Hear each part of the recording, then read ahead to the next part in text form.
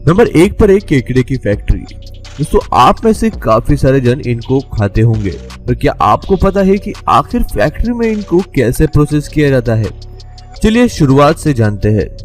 सबसे पहले मछुआरे सुबह के 3 बजे ही जाकर अपने जाल समुद्र में डालते हैं, क्योंकि उस समय पानी शांत होता है। कुछ समय बाद उन जाल को बाहर निकाला जाता है। बड़े आकार वाले केकड़ों को छोटे केकड़ों से अलग किया जाता है। अब इन्हें ट्रेज में भरकर फैक्ट्री में लाया जाता है। यहाँ पर शुरू किया जाता है इनके मौत की शुरुआत। सबसे पहले इन्हें मारा जाता है। कुछ जन मर जाते हैं तो कुछ जनों को अधमरी अवस्था में कन्वेयर बेल्ट पर डाला जाता है। अब ये कन्वेयर इन्हें गर्म पानी में डाल देता है, जहाँ पर बचे हुए जन भी तड़प कर मर जाते हैं। अब इन्हें गर्म पानी से निकालकर थोड़ा ठंडा किया जाता है। अब जिस मशीन पर इन्हें लगाया जाता है वो काफी खतरनाक है। इस मशीन पर इनके बाजू के पैरों को साइड हुक से लॉक किया जाता है। बीच में चल रही लाल लाइट इन्हें सेंस करके इनकी पोजीशन कंप्यूटर को बताती है। अब इन्हें धीरे धीरे आगे भेजा जाता है। अब आगे घूम रही सर्कुलर डिस्क इनके ऊपर के हार्ड कवरिंग को निकाल देता है।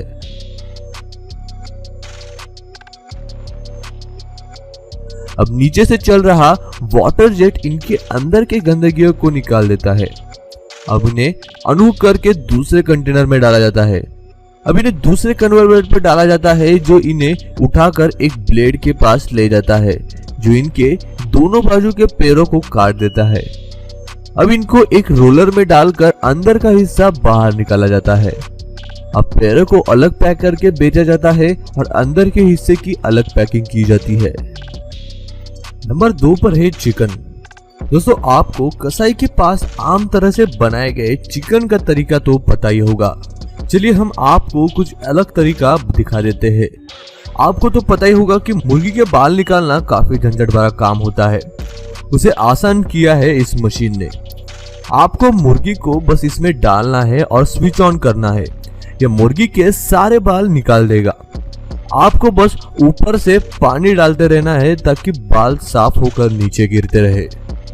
दोस्तों इन मुर्गियों की बुचरिंग फैक्ट्री में भी की जाती है, पर यहाँ पर इन्हें काफी बेरहमी से मारा जाता है और ट्रीट किया जाता है, जो कि हम यूट्यूब पर नहीं दिखा सकते।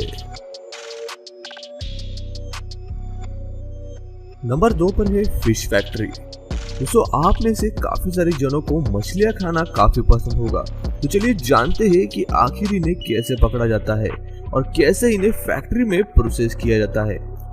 आपको तो पता ही होगा कि ज्यादातर मछलियां पानी से बाहर निकलने के बाद ही मर जाती है। इसीलिए नाव पर पकड़ने के बाद इन्हें कुछ समय के लिए ऐसे ही फ्लोर पर छोड़ा जाता है।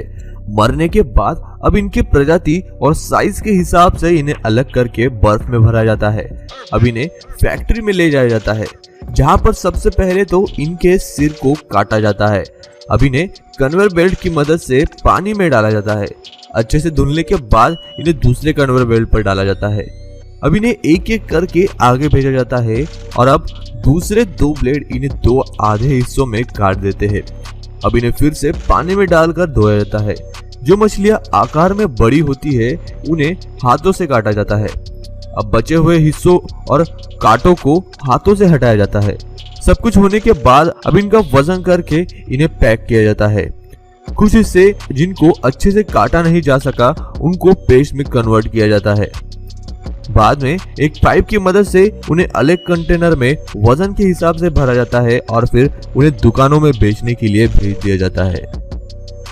नंबर 3 पर है गुड़। दोस्तों गुड़ को बनाने के लिए लगने वाली सबसे अहम चीज है गन्ना। सबसे पहले एक मशीन की मदद से गन्नों में से जूस को निकाला जाता है। फिर एक बड़े से लोहे के कंटेनर को भट्टी के ऊपर डाला जाता है। अब जूस को इस लोहे के कंटेनर में डाला जाता है। आप इनकी साफ सफाई को देख ही सकते हैं। सारी ओर मक्खियां घूम रही है। अब ऊपर के झाग को निकाला जाता है। झाग निकालने के बाद इस कंटेनर के नीचे आग लगाई जाती है। जैसे जैसे ये उबलता रहता है वैसे वैसे इसके ऊपर के झाग को निकालते रहने पड़ता है। कुछ समय बाद सही गाढ़ा होने के बाद इसे बाजू में लाकर इसमें नमक मिलाया जाता है। अब इसे आकार देने के लिए लगने वाले साँचे को धोया जाता है। अब हाथों से इस मिश्रण को साँचे में डाला जाता है। अब ये सांचों में बस मिश्रण को ठंडा किया जाता है। अब वजन के हिसाब से इनकी पैकिंग की जाती है और इन्हें बेचने के लिए भेज दिया जाता है।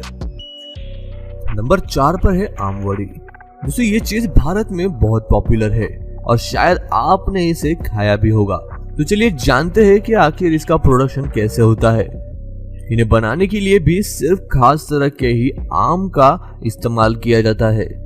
गर्मी के मौसम में जब यह आम पककर तैयार हो जाते हैं तब इन्हें एक जगह पर इकट्ठा किया जाता है। यदि आपने हमारे पिछले वीडियो देखे होंगे तो उससे आप ये अंदाजा लगा ही सकते हैं कि भारत में और भारत के बाहर साफ सफाई का कितना ख्याल रखा जाता है। सबसे पहले इन आमों के ऊपर का हिस्सा निकाला जाता है। अब इन्हें छोटे छोटे हिस्सों में काट कर छीला जाता है। सबके टुकड़े होने के बाद इन्हें दूसरे मशीन में डाला जाता है जो इनके रस को और छिलके और गुठलियों को अलग कर देता है। इस मशीन में एक बाजू से रस निकलता है तो दूसरे बाजू से छिलके। अब इस जूस को फिल्टर किया जाता है। जी हाँ, ये बनाते वक्त हमारे यहाँ ग्लोव्स भी पहने नहीं जाते। क्या ये देखने के बाद कभी आप इसे खाना चाहेंगे? ये हमें कमेंट में जरूर बताइएगा। अब इस जूस को एक बड़े स्टील कंटेनर में डालकर उसमें शक्कर डाली जाती है। आप इनके मिक्स करने के तरीके को भी देख ही सकते हैं। अब इसकी लेयर बनाकर इन्हें धूप में सुखाया जाता है।